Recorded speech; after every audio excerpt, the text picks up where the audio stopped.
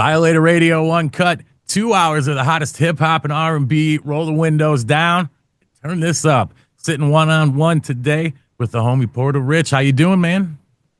Oh man, I'm living, man. I'm blessed, man. I'm living. You know, just like I said, I was going through some personal, like just health shit, but I'm kind of like out the woods with that. So I'm just getting back to work, man. Getting back in the studio, getting back on stage, doing my thing. Yes, sir. Yes, sir. I'm Violator All-Star DJ Fusion. Got the homie DJ Fabulous on the line today. Porta, tell us a little bit about where you're from, man. You're the beast from the East, but not too many of our fans know where you're from or what's about what you're about, you know? Yeah, man. I'm from the south side of New Jersey, man. I'm from the south side of New Jersey, small city called Camden, New Jersey. We right here next to Philly, about 5 minutes from Philly. And yeah, man, you know, just been trying to spark this hip hop thing, keep this hip hop thing, you know, still alive. You know, I feel like we got a crazy, like, you know, just history as well. We got like a for sure hip hop history in Camden. And I just happen to be one of the chosen ones, man. One of the ones that's been putting work in for the last 15 years and keeping it alive, man. All right. So we all three linked up at the Violator retreat in Baltimore 24. Man, energy was unreal. And for those who, you know, don't know how to, you know, how would you, Porta Rich, describe who you are today as Richie from Camden? Oh man, just a lot of growth, you know, a lot of maturity. Definitely like just, you know, taking my craft, like, cause again, I've been rapping since I was Richie from Camden. I used to rap on the corner when we was in the streets. I would do ciphers on the street. I did talent shows when I wasn't like, you know, in the streets in the mix. When I landed in prison and jail and all that, I was rapping then. But, you know, I'm just, you know, my kids really like changed my life, you know, thank God, you know what I'm saying? My kids changed my life. And, it really kind of like just made me say, yo, let me take my talents and really try to do something with them while I'm still here, you know, try to inspire before I expire type thing, man. I like that. I like yes, that, sir. man. Yes, sir. All right, so let's talk a little bit about the music, man. I'm going to let DJ Fabulous take this one. Yes, sir. What's up, Porta Rich? It's DJ Fabulous. What's going on with you, man? Peace, bro. It's good to see you again, man. Hey, Peace. good chopping it up with you again. Yeah, you know, we got it in back in 2024. Now we're here. And I just want to talk about this new single you got called No Lawn for the Snakes. And it definitely hit different. Can you just tell me, like, what moment or experience really sparked this record? No snakes in the lawn. What's that all about, man? You know, I actually ended up meeting Benny Idol, legendary producer Benny Idol. That's who produced this joint. And through my folks, you know, through my partner DJ Caesar and other folks, you know what I'm saying, I ended up linking with Benny Idol at another hip hop event that I was doing. We ended up exchanging numbers, and from there, you know, just we ended up doing some stuff, getting some beats. I'm actually in the studio with Benny this weekend, and when I got a pack of beats from him, man, yeah, everybody already know what Benny Idol about and what he's been a part of. Yes, so. Yes. He sent me some stuff, man, and I ain't gonna hold you. Out of the pack that he sent me, we got 3 singles out there for the people that they could check out. They already out on all the platforms. You know what I'm saying? Just search Porta Rich and Benny Idol. But No Lawn for the Snakes was the one that just, man, this joint was just hitting so hard, man. And that's just the direction I ended up going with it. You know, no lawn for the snakes. Like I was telling Fusion, is like, you know, the concept of it is like, you know, for a long time, we always use the saying, we're going to keep the grass cut low, you know, so we could kind of like see the snakes. You know, right. I don't think nobody like really like, you know, appreciates snakes and all that because you can't trust them. You know what I'm saying? Like a snake will slither up on you, you know, and it could be venomous, bite you, and then it's all over. So it's like, I wanted to remove the grass. For this joint, the concept in my head was like, well, you know what? We're not going to do no grass at all, especially when, you know, we use the saying in the streets and in rough places all over America. We use the saying calling the streets like the concrete jungle.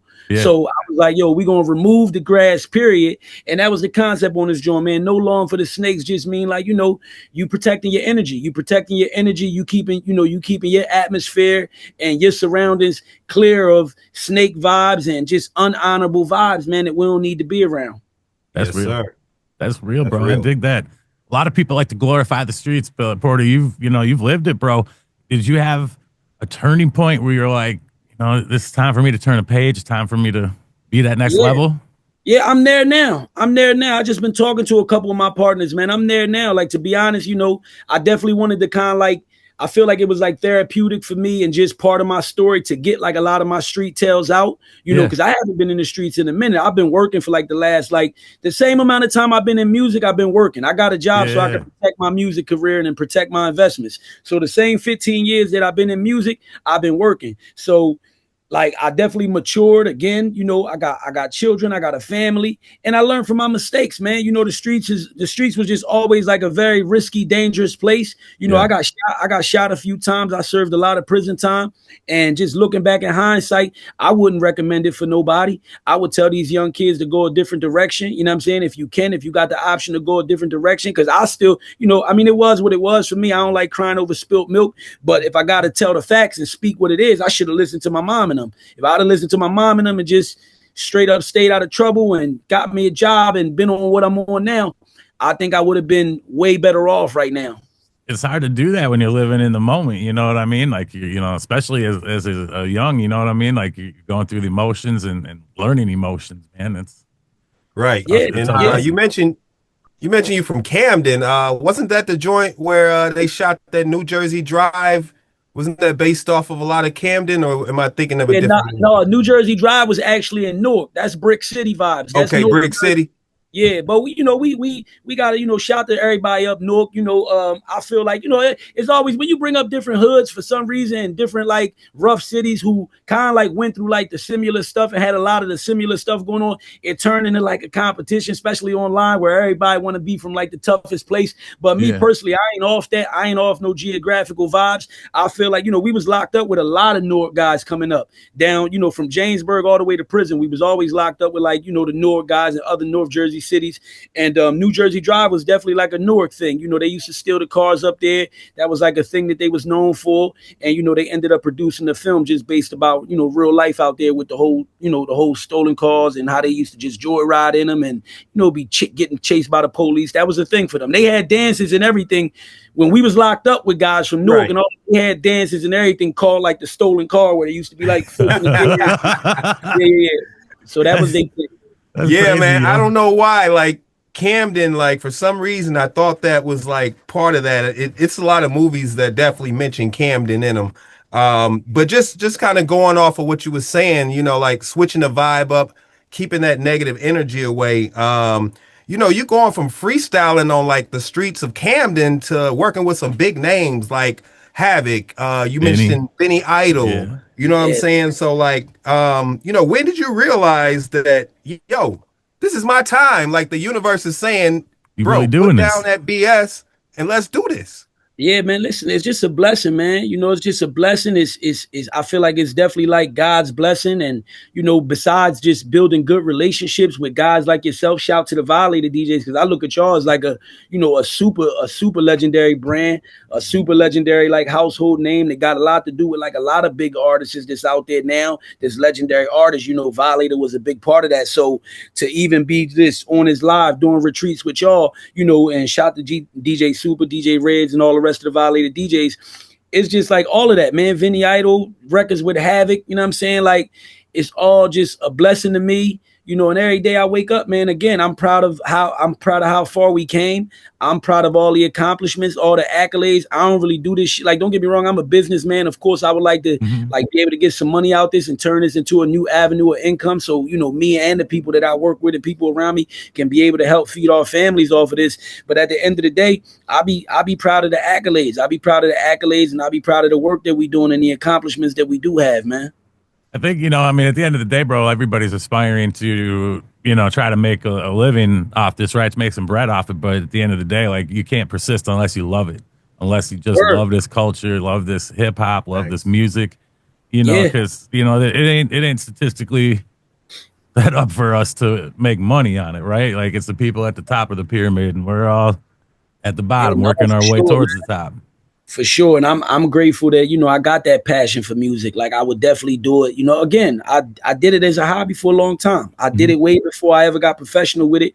We was in jail just trying, you know, whether we was battling, whether I was trying to create records and all that. Because for a long time, it used to be battle. I started it off like kind of like battle. Then I came home. I used to battle rap in Philly in certain clubs and certain spots. So it was just really like, you know, passionate about the art, man, and having love for the art form itself. Absolutely, bro. So you got another single that you sent us called Pop Out that we, kind of started messing with around the time of the Violator retreat. And Yeah. it's doing real big for you, man. Tell me, what's Pop Out about and who produced this?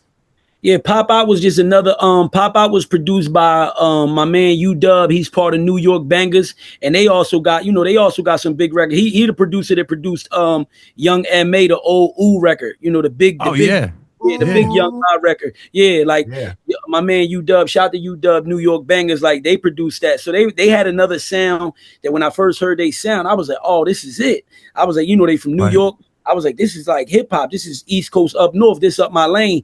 And Pop, we got a few records to be honest. So they could search for them and check for them as well. But Pop Out was just the joint that just, to me, that joint was just hitting, man. It was hitting. It had like that hard commercial, still radio friendly, and I just took it to really like kind of like going out when you pop out somewhere, you popping out fly, you popping out with your broad fly, and that's part of how like the chorus go.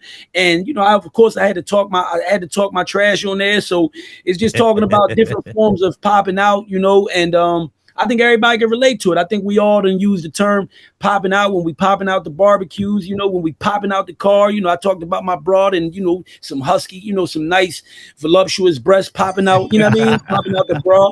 So, yeah, man, popping out in all different forms, man. They got to go tap in. They got to press play. Super, shout to DJ Super, man. He love that record. He's been running that record up for, for a minute now. And I'm just trying, for real, I'm trying to get to the videos of those records because they kind of like some of my favorite records and I just don't want to shoot anything. Sometimes I kind of like simplify certain videos for certain records just to get something out there for the people. But Jones like Pop Out, No Long for the Snakes, You Say You Love Me, which is another big record we played at the retreat. I'm trying to like really take my time and do right by them. So they should be seeing some videos, for these records and some official, just some official visuals for them as well soon. That's hot. That's hot, man. Fab, you got the next question? Yeah, man. I was just gonna say, I heard you do a little bit of acting, man, and that's just not a side hustle. From Chase, what's it called? Chase Streets of Sons of Sin. He's got two different movies. Yeah, it's a couple. I got stacking credits, bro. Like, what's the deal with the acting Jones? Yeah, man, I used to do it, man. I'm kind of like, I'm just blessed, man. I used to do it in school. When I was in school, I used to hit the stage. I used to do a lot of stage plays. I did a lot of the Shakespeare stuff back in school, the Hamlets and things of that, Macbeth and all that type stuff. So when I started doing music, it all started with a female friend of the family. Her name is Alice Thompson, and she wrote a few books, and she was turning her books into stage plays. And she seen one of my music videos through one of my brothers, God bless his soul, to my brother Airport. And she seen like the music video, and she asked my brother like, yo, what's up with him? Do you think he'll like, do some acting? And my brother reached out to me. I ended up linking with her. And from the stage play, it started off with stage plays, and it kind of like just sparked the bug, man, where next thing you know, I had people hit me about film, and I ended up doing Chase Street. After Chase Street, I did The Recession with my man Maurice Paramore, who's from my South Jersey area. He's a phenomenal director, always winning awards at local film festival awards and things of that. And then I ended up doing Money Lovers in Philly is another one I did with another Philly group, Focus Studios. And then the most recent piece, which is one that I was going to mention to y'all, when y'all mentioned New Jersey Drive, I was going to definitely mention to y'all like that. We got a film now, and that that's my latest piece. We just did it. We waiting for it to hit Tubi any day. It's called Sons of Sin, and it's actually based off the story about a gang group, from my city called the Sons of Malcolm X. That was very notorious back in the day. They had a vicious story, and some of those guys, I grew up around some of those guys and being around some of them. So when I was, just asked about, from a certain person, asked about like to be in it or whatever, I definitely wanted to be part of it. And that's one of the latest pieces we did called Sons of Sin. Man, I'm gonna be looking for that most def. Sons of Sin. Make sure y'all look for that as well.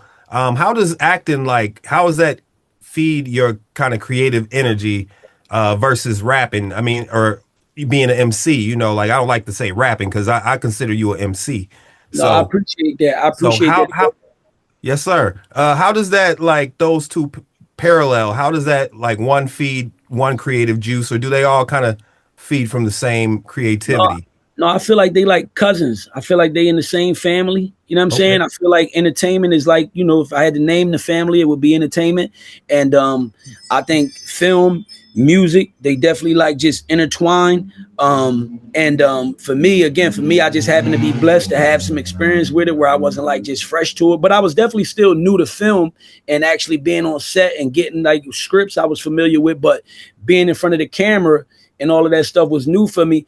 And it's the same for me, man. It's always just about, you know, living your dreams, man, chasing your dreams, and, you know, no risk, no reward. You know, I think I get the butterflies, and, you know, when I'm ready to hit the cameras on film and I'm on sets, I get the same butterflies that I get when I'm Gary hit the stage and all that, you know, and I think that's normal. I think that's natural for artists, but it's about really just studying, being on your games. It's like I got a show coming up now and I've been rehearsing so I could be on my game. So that way, you know, when you're on your game, those butterflies, they vanish, man. And you jump into your element, you fall into your element. And with acting, it's the same thing for me, man. I'm trying to create some new stuff. I'm trying to create a lane. You know, life imitates art and vice versa.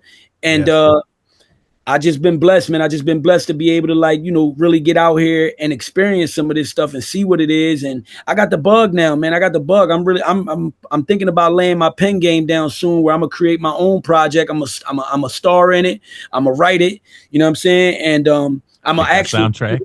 Yeah, do the whole soundtrack to the whole thing. I'm gonna score the music. I'm gonna do everything, man. One, like, you know, I ain't gonna do it by myself. I'm gonna definitely reach out to some people. I'm gonna get some people involved, some good people involved. And they should be looking forward for something like that in the next time, in some time to come. That's what's up, man. That's what's up. So earlier you mentioned DJ Caesar. Yes, sir. Yo, shout out to Caesar. What role has he played in helping you evolve and come up as an artist? Oh man, he played a vital role, man. He played a vital role. Caesar was, you know, he been rocking with me since he was in like doing like college radio. You know, when he was at like the Princeton College radio station, and you know, he's a workhorse. We got a lot in common. He's a workhorse. He's from South Jersey. And once he kind of like just got wind of what I was doing, he started tapping into it, showing love. And next thing you know, we started linking. And once we started talking, me and C's, man, we just got a beautiful relationship. You know, he ended up on Shade 4-5. He ended up on Philly radio. So he got like just a lot of stuff going for himself. And he want for me what he want for himself, man. He believed in me. You know, it's always just been love with me and him. And, you know, our relationship clicked, man. And it's been what we've been doing this. Me and C's put out a lot of music together. If they search a lot of the music for Porta Rich, they're going to find a lot of records that's DJ Caesar and Porta Rich. Again, that's why I say that's my partner besides just my brother and my family. And just a great guy, man. Just like Super, man. You know, once I had heard Super name from certain like people in the area that was telling me that knew about music, and they was like, yo, you got to get with Super. They was like, Super's an amazing guy. He's he know a lot of people, good contacts. He's serious about his business. And it was the same thing, bro. I linked up with Super good human, super good person. He loved hip hop, and they just happened to be, you know, fans of the Porta Rich brand. They love what I do. They support it. They inspire me. They always motivate me. We talk a lot, and it's vice versa, man. It's really like the same with both of them guys, you know, and everybody else, and, you know, just including y'all, all the DJs that I done tapped in with, that I done met, man.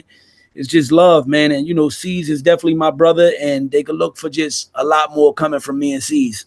Hell yeah, man. And, you know, speaking of, you know, other DJs, man, you know, Violators about leave no DJs behind. You also were just on Shade 45 with the infamous Amadeus, and you did the Punchline Academy, bro. I love that. And I'd like you to share a little bit about that experience real quick before Fab takes his next question.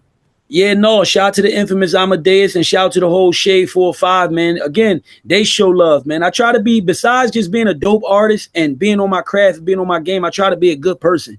I strive to be a good person. I think it's important to be a good person and a good human, you know, and come with just good energy, man, and appreciate the opportunities that you get. So, you know, DJ Caesar and the infamous Amadeus, they good friends. So I met the infamous Amadeus through Caesar, and the infamous Amadeus is actually how I met Benny Idol, because he called Caesar one day and was like, yo, I got a slot open. You know, we doing the Punchline Academy. And this was the first time that I did the Punchline Academy, but it wasn't at Shade 4-5. It was at Benny Idol studio. So I went up there. I said, yo, I'm on that opportunity, you know, and and again, I just want to mention to artists, it's a good thing to stay ready. So you don't got to get ready, because this call came in like the night before and they was like, yo, can he be up here tomorrow and be ready to rap? And I just happened to be in my bag and had my bars ready on deck. You and did I went, too, bro. Yeah, no, I went, I smoked it at Benny Idol crib, you know, again, and that went the way it went. And then later on, just recently, again, Infamous Amadeus reached out, told Caesar, like, yo, can Richie get up to Shade 405? And C's called me. I'm like, of course I could get up there, you know. So I went back up to New York City, and it's love, man. They showed a lot of love, man. All shout to everybody that's up Shade 45. When I went up there, you know, they showed a lot of love, man. The Infamous Amadeus, Lord Sear, everybody up there, man. They show a lot of love, and they done gave, you know, plenty of opportunities to the kid that I'm grateful for. Absolutely. So I heard you dropping a few gems, and you know, you mentioned doing stuff for the kids. And I know, like, you came out the mud, right? You know, like, you built something spectacular. So as far as advice for a youngin' coming out of Camden, like, what would you say to them? You know, you already said stay ready, be ready. You know what I'm saying? Like, what would you say to a youngin', not just Camden, but any block, like any place, somebody that came out the situation like you came out of from the streets? Like, what kind of advice would you give them? I would tell them, man, like, you know, lead your own race, man. Lead your own race. Do your own thing. Go your own path. Don't be a follower. You know, try your hardest, man, not to get caught up in no negative situations, because a lot of times negative situations, they produce negative results, and that's just what it is. And you know, you could really, like, you know, find some positive people out here that can motivate you. You know, the grind is never overnight. If you're looking for overnight success, I don't really know what to tell you. I don't know how that's going to go for you. Again, you got to put in the work. You can't cheat the grind, and you got to fall in love with it. You got to fall in love with the work. So I just tell young guys, man, go in a good direction. You young, so you got time on your side. I didn't realize when I was young, I wasted about 17, 18, 19 years to the system, where I was in juvenile facilities. I ended up going to state prison like they told me I would if I didn't change. And I ended up doing that, and I can't get none of that time back. So I tell the youngins, like, yo, don't do what I did. I didn't get to put out my first mixtape and my first project till I was 30. You know what I'm saying? Because of all the nonsense that I was just infatuated with, and the lifestyle that I was living. And time is on your side, man. If you 18, 19, I wish I would have started doing music and took it seriously at about 18, 19 and realized, like, yo, I could go, because some youngins think they need $1 million. Some youngins think if they ain't got a big super machine behind them, they can't do hip hop. No, the game done changed. I tell you what somebody told me back when I was first started, and it always stuck with me. They said, Rich, do what you can with what you got. You know, and it's people out here that shoot you videos for $300, $200-$300. This the same money that these young kids, they'll go hit the streets and be blowing $1,000 on some Balenciaga sneakers and things of that nature. So I just tell you to be sharp, invest in your business and invest in your craft before you invest in, like, really go crazy on your look and material stuff that really, you know, you don't necessarily need. Now, don't get me wrong. If you're blessed to be able to do it all and clean yourself up and be spectacular in your videos and all that, so be it. But at the end of the day, the product is more important. The product is more important. Getting in the studio, to a quality studio, getting a quality sound, you know what I'm saying? And then shooting a little quality video, you know, and a lot of hip hop, think about hip hop, where hip hop started at. And that's what a lot of guys be trying to paint now, and it's still respected. A lot of hip hop back in the day was just really like the artist, the DJ. We had a graffiti wall in the background. We went and found some wall in the hood with some graffiti on it, and they was killing it, and it went through the roof. So you don't need all this stuff that sometimes we think we need. So all I'm trying to tell these youngins is stay sharp. Don't listen to all the myths and all the nonsense that's out here that'll really kind of like discourage you and really, like, you know, just kind of like had you going in the wrong direction. Like, fall in love with your craft, learn some of the business, bet on yourself, you know, and if you could build a team as well.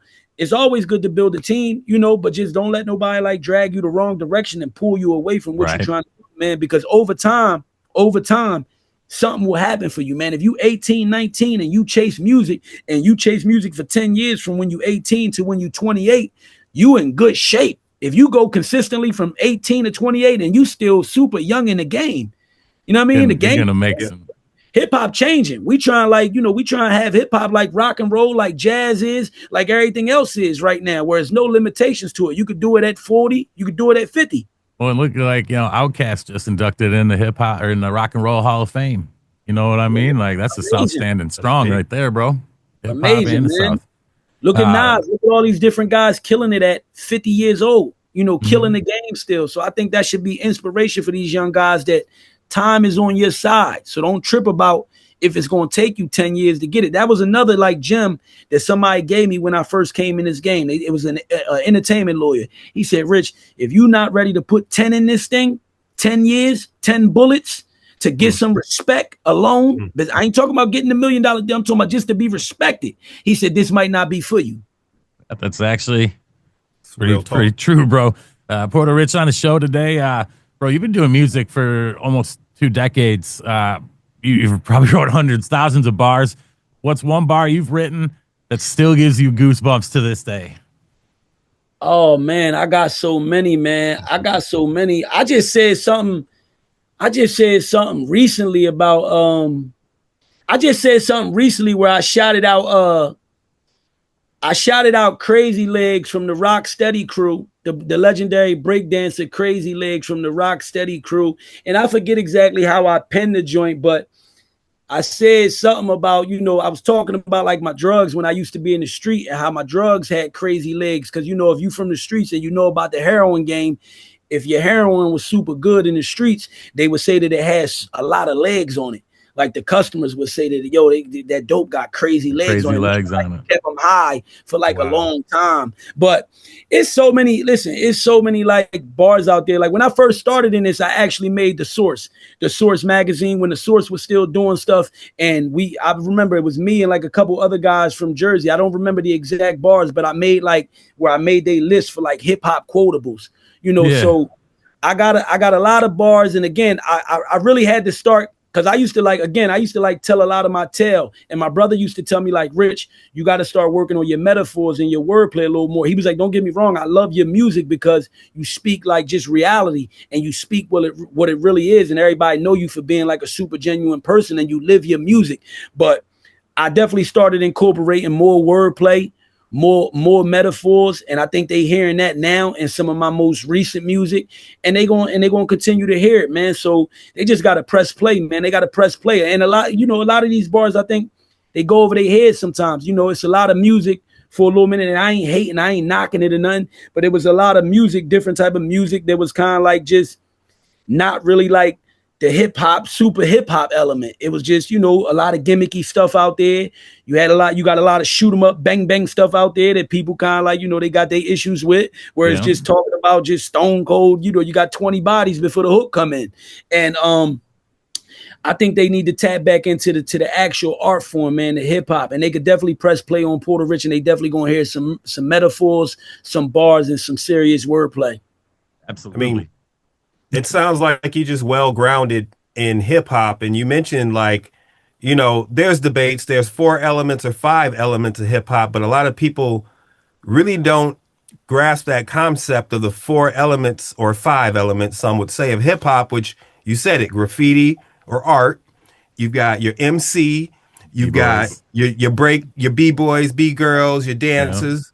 You got your fashion and your swag, but then you got knowledge. So we introduce knowledge, and because hip hop is knowledge. So, like I say there's 5 elements, some say 4. So either way, those elements of hip hop are crucial to the culture. They're the foundation. And I definitely appreciate you for like bigging all those up, even though you maybe didn't consciously do that, but I was listening to you. So you touched on every element of hip hop. No, I appreciate it, man. I used to try to do my little fair share of graffiti when I was in school and I wasn't doing my work, and I'd be sketching and shit.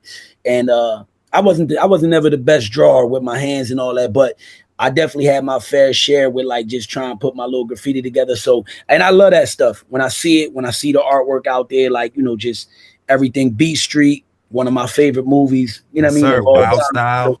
Yeah, all of that.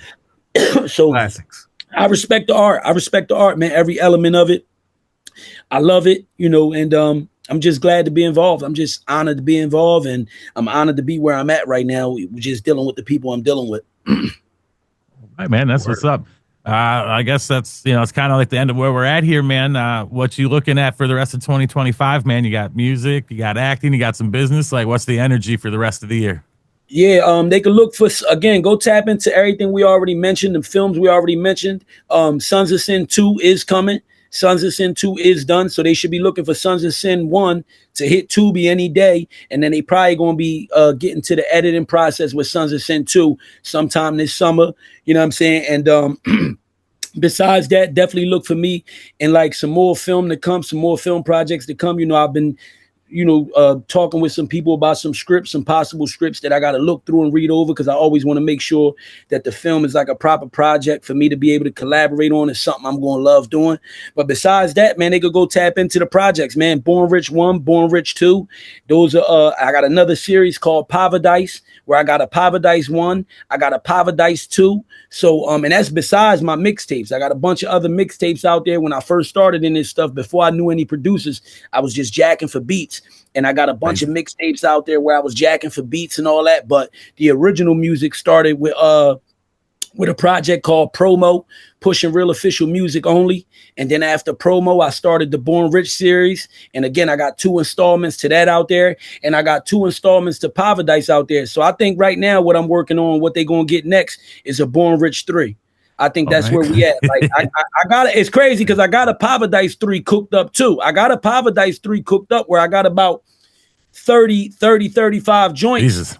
And I was going to select through them though. That's just my work process. I was going to start cooking and then select them down and probably pick about, I don't know if I was going to give them 9 or 18, double it up and maybe give them 18 this time, because the first 2 Paradises got 9 records apiece on them. But I think they definitely gonna get the Born Rich 3 first, because I think that's where the game is at right now. And I think because they 2 different sounds. So if people go tap into them, they're going to recognize and see that they actually 2 different sounds. Because the Paradise, I kind of like tried to like, I wanted to tap more into like a sound where like the younger people is like doing, and they could like kind of like, appreciate and vibe with as well. You know what I'm saying? Because I try to keep music for everybody. But Born Rich is definitely like just the essence, like hip hop, boom bap, up north, East Coast tracks. And I think they're going to get a Born Rich 3, man. I think they're going to get a Born Rich 3. They can look for a new Paradise as well coming soon, and look for me and Benny Idol. I think me and Benny Idol going to continue to cook, you know what I mean? And possibly, possibly some joints produced by Havoc again. You know what I'm saying? I try to keep all my relationships, man. So we're going to speak all that into existence while we here right now. That's what's up, man. That's what's up. Well, we got to deal with Empire too, so maybe we can put a little fire behind the flame there for you. You know what I mean? Let's go. Let's again, Violators, man. Shout to the Violators, man. I'm honored to have a relationship with you guys. I had a ball at the retreat. You know what I'm saying? Like everybody was super solid. Y'all all over the place. It was DJs from all over the place. So artists, if you're listening, make sure you're looking for the next retreat. Tap in, invest in yourself. You know what I'm saying? Go ahead and do what you got to do to get your hotel room and get out here and get your music exposed, man, and meet some DJs, man. Hip hop is nothing without the DJs, man. How can we find you, man? What's the website? PortaRich.com. I just updated everything. They could go to PortaRich.com. I just updated everything. Everything is up there. We looking to put the films and stuff on there soon. And as far as Instagram, social media, Porta Rich, man, real simple. No underscores, no nothing. PortaRich.